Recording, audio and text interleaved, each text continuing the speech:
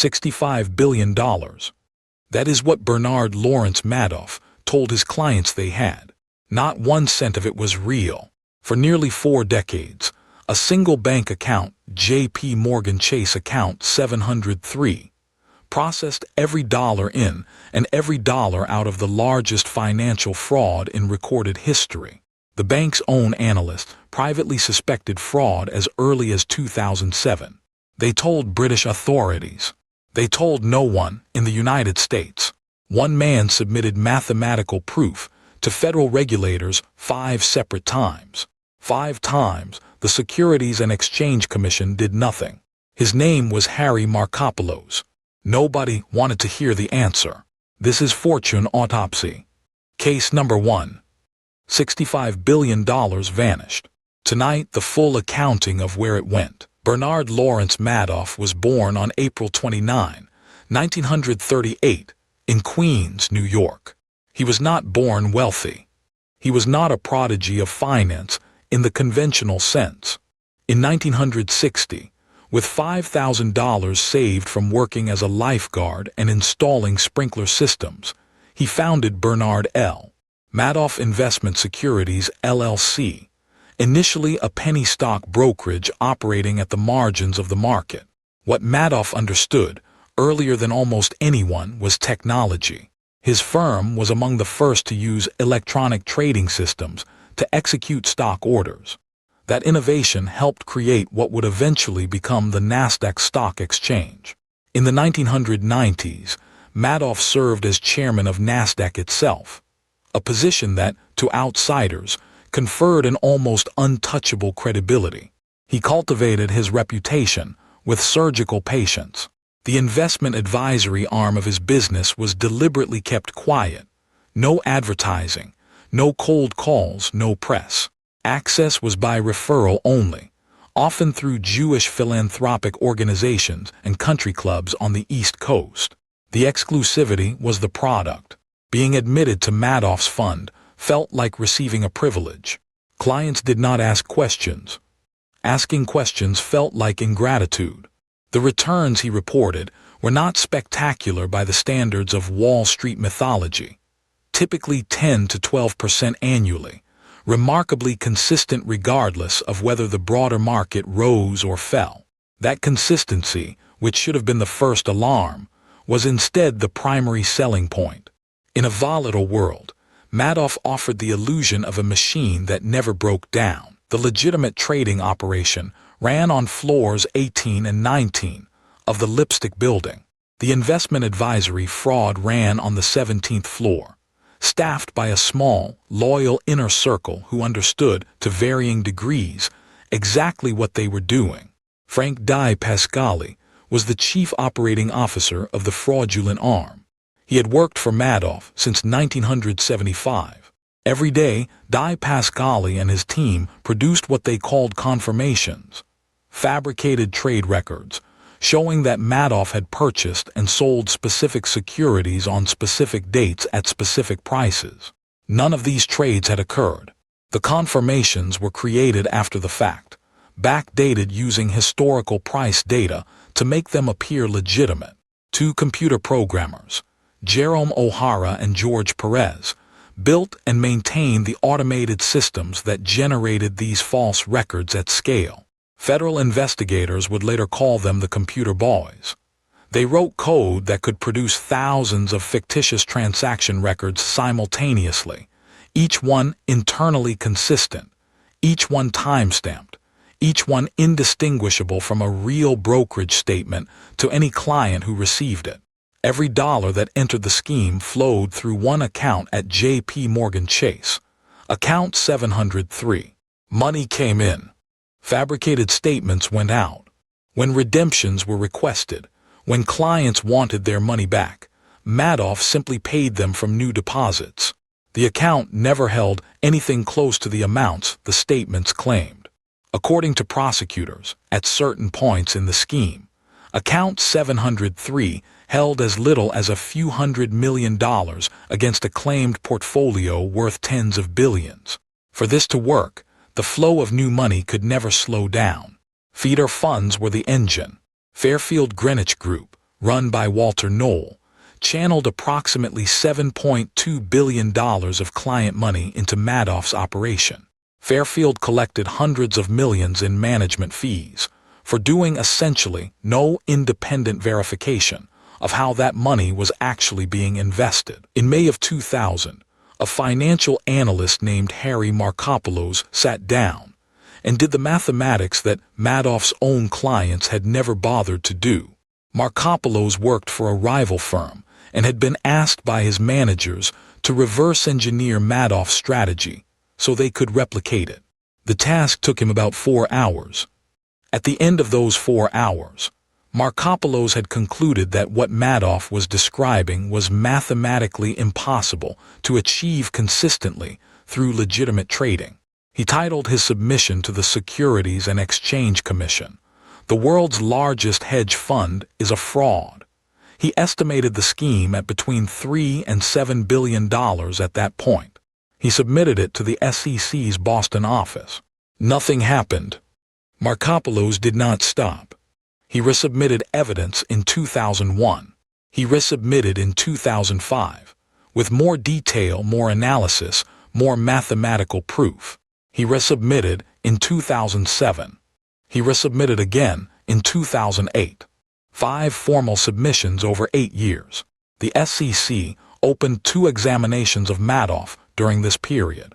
Both were closed without action. Later congressional investigations found that SEC examiners had repeatedly failed to request independent verification of Madoff's trading records from clearing firms, a basic step that would have immediately exposed the fraud. Examiners who visited Madoff's offices were apparently satisfied by documentation that Madoff's own staff had produced. Meanwhile, at J.P. Morgan Chase, the bank's own quantitative analysts were conducting their own private assessment. Internal documents later produced in litigation showed that senior bank staff had, by 2007, explicitly discussed the possibility that Madoff was running a Ponzi scheme. In October 2008, 2 months before the collapse, J.P. Morgan filed a suspicious activity report about Madoff. They filed it with the United Kingdom's Serious Organized Crime Agency. The equivalent report was never filed with the U.S. Financial Crimes Enforcement Network. By the autumn of 2008, the global financial crisis was accelerating. Hedge funds were collapsing. Investors were frightened. And across the financial world, the instinct was the same: pull the money out, convert to cash, reduce exposure. For Madoff, this was the scenario the entire architecture of the scheme had been built to prevent. In a single month, clients submitted approximately $7 billion in redemption requests simultaneously. Account 703 could not cover it. There was no portfolio. There were no trades. There was no money. On the evening of December 9, 2008, Bernard Madoff called his sons, Mark and Andrew, to his apartment at 133 East 64th Street in Manhattan. He told them that the investment advisory business was, in his own words as reported to the FBI, one big lie and a giant Ponzi scheme. He said he intended to surrender to authorities, but wanted to pay out roughly $300 million in bonuses to firm employees first. Mark and Andrew Madoff did not help him distribute the bonuses. The following morning, December 11, 2008, they contacted a lawyer who contacted the FBI. Federal agents arrived at Madoff's apartment at approximately 7 a.m. Madoff reportedly told them, "There is no innocent explanation." He was arrested and charged with 11 felony counts: securities fraud, investment advisor fraud, mail fraud, wire fraud, 3 counts of money laundering, false statements, perjury, filing a false form with the SEC, and theft from an employee benefit plan. He was released on $10 million bail and confined to his penthouse apartment. 3 days after the arrest, René Thierry Magan de la Villehuchet, a French aristocrat who managed a multi-billion-dollar feeder fund and had invested his own personal fortune entirely with Madoff, was found dead in his Madison Avenue office. He had taken his own life. He had lost everything. He was 65 years old. On March 12, 2009, Bernard Madoff appeared in federal court in Manhattan and pleaded guilty to all 11 felony charges, without a plea agreement, without negotiation, without cooperation. The judge remanded him immediately. He would never sleep in his own bed again. On June 29, 2009, Judge Denny Chin sentenced Madoff to 150 years in federal prison and ordered him to forfeit $170 billion, a figure representing the total gross flow of money through the scheme over 4 decades. Madoff offered no statement at sentencing beyond an apology. Judge Chin noted that he had received not a single letter of support from family, friends, or colleagues. Peter Madoff, Bernie's brother and the firm's chief compliance officer, pleaded guilty to conspiracy but declined to cooperate with investigators. Frank Di Pasquale, who did cooperate, died of cancer in 2015 before he could be sentenced. 5 other former employees, including the computer boys Jerome O'Hara and George Perez, were convicted at trial in 2014 after nearly 6 months of proceedings, the first criminal convictions to result from the fraud. Andrew Madoff, who had reported his father to the FBI alongside his brother Mark, died of cancer in September 2014. He was 48 years old.